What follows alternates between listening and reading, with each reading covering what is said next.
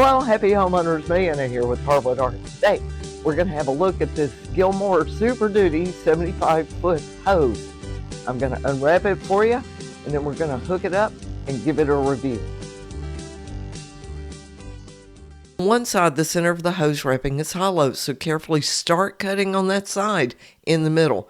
The hardest part of getting this taped wrapper off is not cutting through your hose, so maybe consider using scissors. I cut a little and ripped a little and got it off. I started with a pair of diagonal cutters, but I had to switch to something more substantial to cut these tie straps. Now I love this coil that's on the end, which will connect to my faucet or hose reel, and there's already a rubber gasket on the inside. Both connectors are heavy duty too.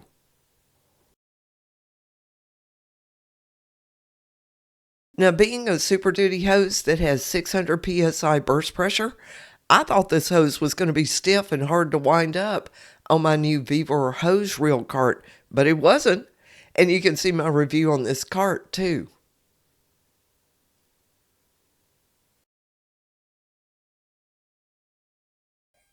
Well, I sure like this hose. It is heavy duty, just like it says. It says it's Super Duty, and it feels it too. I don't think I'm going to be busting this one too easily, but it doesn't kink either, which I like very much. The ends seem super well connected and strong on there.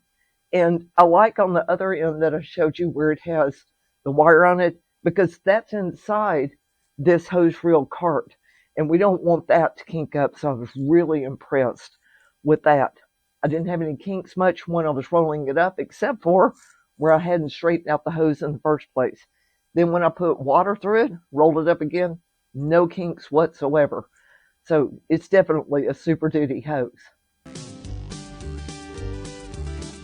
Well, I sure hope you've enjoyed this review of the Gilmour 75-foot Super Duty hose. Be sure to look for the link around this video for where to get yours, and thank you for supporting this channel.